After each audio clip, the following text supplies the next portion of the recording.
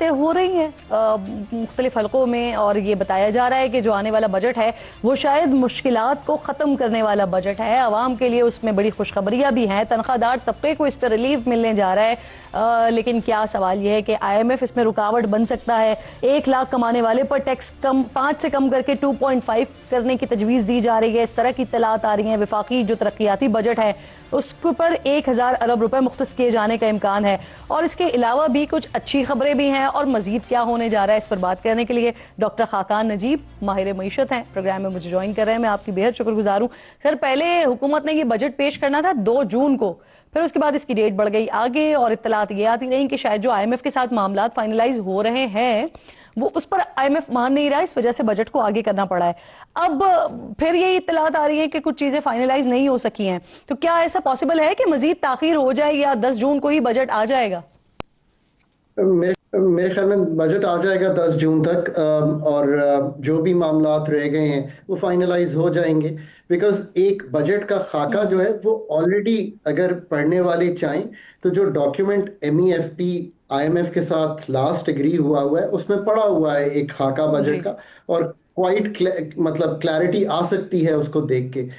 दो I think was a little early, उस वक्त शायद क्योंकि फंड का मिशन पाकिस्तान भी डिले से आया था, ये भी याद रखिए, बिकॉज जो 10 मई का कॉन्फ्लिक्ट हुआ इंडिया के साथ, तो हम टर्की से उनसे निगोशिएट कर रहे थे, फिर वो पाकिस्तान आए, तो आई कैन अंडरस्टैंड कि थोड़ा सा वक्त लग रहा है। और एक जैसे आपने सही कहा कि पाकिस्तान अथॉरिटीज, क्या पाकिस्तानी स्कॉलर्स की भी इस वक्त ये ख्वाहिश है कि जो इस वक्त आप पे टैक्स है, let's say you are one of the best anchors, अगर आप pay 38% on the higher bracket tax लिया जा रहा है और 50,000 की सैलरीड इनकम पे टैक्स लागू किया जा रहा है, ये दोनों चीजें तब्दील होनी चाहिए। इसमें मुझे तो बड़ी क्लैरिटी है। उसकी वजह क्या है किरण, अगर आप 50,000 रुपए, अगर आप लोअर इनकम अर्नर हो और 50,000 रुपए आप आज से 3 साल पहले कमाती थी, तो उसकी तो आज वक्त 50,000 नहीं है ना, वो तो बहुत कम हो गई है, because it doesn't by the same number of goods जो आप वैल्यू ऑफ मनी, उसको तब्दील, वैल्यू ऑफ मनी, सो उसको तब्दील करना है। इसी तरह जो लोअर इनकम का केडर है उस पर अगर कोई 1.5-2% टैक्स कम किया जा सकता है।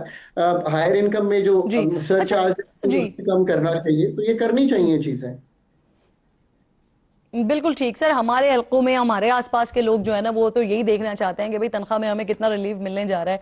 तो 5% से ये बात हो रही है कि शायद 2.5% पे ले जाने की बात हो रही है। और IMF के सामने, क्योंकि IMF ने मुतालबा किया है कि अगर आप ये कर रहे हैं तो फिर आप मुतबादिल रेवेन्यू पे जाएं, तो उसके लिए फिर हुकूमत ने उनको ब्रीफ किया है कुछ, और जो इत्तलात आ रही है वो ये आई है कि IMF के सामने की तरफ से बड़ा मजबूत इसके ऊपर रद्द-ए-अमल भी आया है। तो क्या समझते हैं और कितना नजर आ रहा है आपको, कितना रिलीफ मिल सकता है? तो एक तो ये देखें समझें कि IMF के 2 अहदाफ हैं, वो मैक्रो होते हैं जिसमें ये पूरा वो बजट बनाते हैं। एक ये कि जो बजट का खसारा है वो 5.1% होगा, ये तकरीबन मेरे ख्याल 6,500 अरब रुपया बन जाता है। अब इसमें आपने सारा कुछ करना है। एक प्रॉब्लम जो कल आई है किरण, जो कि आई एम श्योर डिस्कस हो रही होगी, वो ये है कि जो हमारा हदफ था ना इस साल का फंड के साथ FBR का, वो था कि हम 12,900 करेंगे कलेक्ट, 12,900 अरब, फिर हुआ 12,300 अरब। अब जो कल फिगर्स आए हैं उसके मुताबिक तो ऑलरेडी 1,000 अरब का 12,900 से शॉर्टफॉल आ गया है। तो कहीं हम 11,900 अरब पे खड़े हैं। उधर से हमने नेक्स्ट का हदफ भी मैं आपको बता सकता हूं, जो इस वक्त जो फंड के डॉक्यूमेंट्स में लिखा हुआ है वो 14,200 अरब के करीब है, यानी कि हमने नेक्स्ट ईयर कमाना है, यानी कि 2,000 अरब और आने हैं। तो कुछ तो ये भी याद रखिए कि जहां मैंने कहा आपकी सैलरीड पे रिलीफ आनी चाहिए, मैन्युफैक्चरिंग पे रिलीफ आनी चाहिए। क्यों? क्योंकि 45% मैन्युफैक्चरिंग पे टैक्स बहुत ज्यादा है। सो ये दोनों पे हमें सोचना चाहिए। नॉन सैलरी पे भी जो कंसल्टेंट्स, लॉयर, इस तरह के लोग हैं उनको भी आनी चाहिए।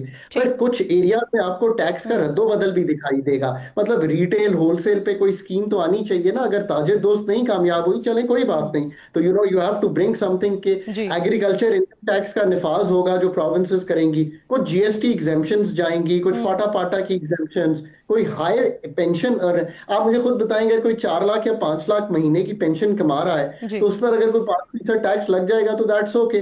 कार्बन लेवी आएगी, जिसका मतलब है कि कार्बन का देखें, जो इंफॉर्मेशन जो आप दे रहे होते हैं ना और जो आप बता रहे होते हैं डिटेल में, वो यकीनन ये बड़ा इंफॉर्मेटिव होता है। लेकिन मैंने आपको अगेन कि जितने भी सुनने वाले होते हैं उनको तो ये पता होना चाहिए कि मेरी सैलरी में जो इजाफा है या जो टैक्स है वो कम हो रहा है या नहीं हो रहा। तो सर ये बताएं ना, हो रहा है या नहीं हो रहा?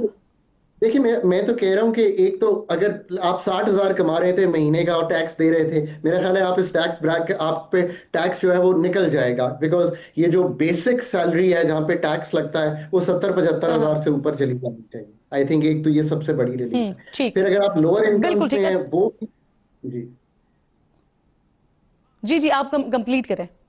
उस पे भी जो टैक्स की शरह है उसमें कमी आनी चाहिए जैसे मैंने कहा, और हर स्टेज पे आई थिंक थोड़ी सी रैशनलाइजेशन आनी चाहिए। ये सैलरीड पे भी होगा और non salaried which are the tax lawyers और इस तरह के जो सारे लोग होते हैं उन पे भी होगा। एंड दूसरा मैं ये भी कहता हूँ कि ठीक। मैन्युफैक्चरिंग सही। पे जो सुपर टैक्स है उसमें भी कमी दिखाई देनी चाहिए। कुछ इंपोर्ट टैरिफ्स भी कम होंगे मुल्क में, यानी कि जो हम बाहर से सही। इंपोर्ट करते अब हैं मुझे ये रॉ फरमाइए, मटेरियल। पेट्रोल पे तो कल रात ही 1-1.5 रुपया बढ़ा है। अब ये मजीद कहा जा रहा है कि जो लेवी है उसको 100 रुपए तक लेके जाएंगे। कार्बन टैक्स की भी बात हो रही है, वो भी खबरें गर्दिश कर रही हैं। अगर ऐसा होता है तो फिर ये 1 लीटर पेट्रोल की कीमत कम से कम कितनी चली जाएगी? 100 रुपए तो सिर्फ लेवी ही हो जाएगी।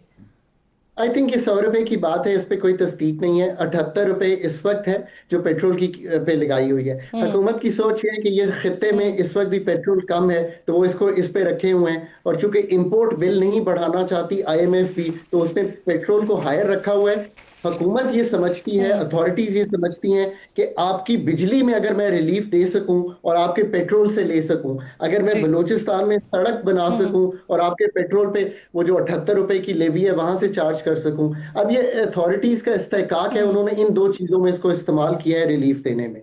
सो आई जी। थिंक इसको तो हमें इस ठीक। तरह सोचना पड़ता। उम्मीद ये करें कि दुनिया में पेट्रोल की कीमत ना बढ़े। जो 1 रुपया पेट्रोल बढ़ा है वो, चूंकि अगर आलमी दुनिया में हम्म। पेट्रोल की कीमत बढ़ी तो then it will be a problematic जी। Case for Pakistan.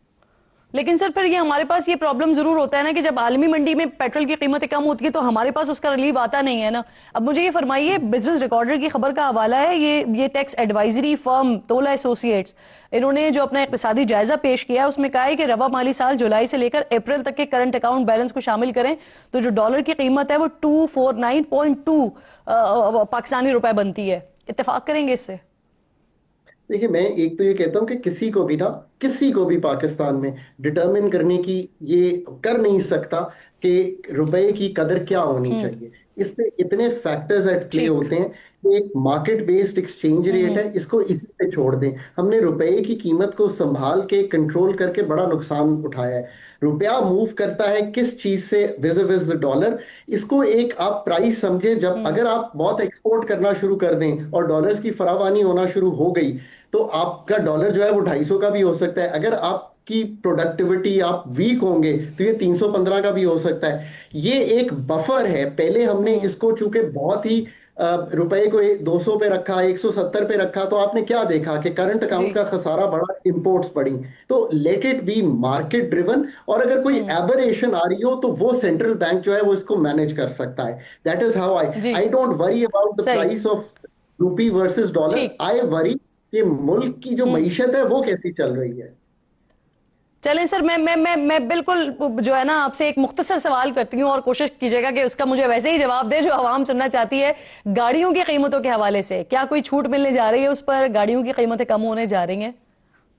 तो एक तो बड़ी सादा सी चीज आ जाएगी, ये है कि अभी आप 3 साल पुरानी गाड़ी मंगवा सकते हैं। इसकी एक शिर्क जो है वो एग्री हुई है आईएमएफ के साथ कि ये 5 साल पे चली जाएगी, कि आप 5 साल पुरानी गाड़ी मंगवा सकेंगे। सो अगर आप एक सोच रखें तो मे बी 5 साल पुरानी गाड़ी कम कीमत में मिल जाएगी, तो आप ये थॉट प्रोसेस रख सकते हैं। ये जो मैंने पहले कहा था ना कि आप जो इंपोर्ट टैरिफ्स कम करने जा रहे हैं, ये जैसे बतदरीज कम होते चले जाएंगे तो गाड़ियों की इंपोर्ट भी इजियर हो जाएगी, उससे कंपटीशन आएगा और आने वाले सालों में ठीक। ज्यादा आपको चॉइस मिलेगी और कीमत जो है वो उस तरह नहीं बढ़ेगी जैसे पहले बढ़ती थी, और कम भी हो सकती है।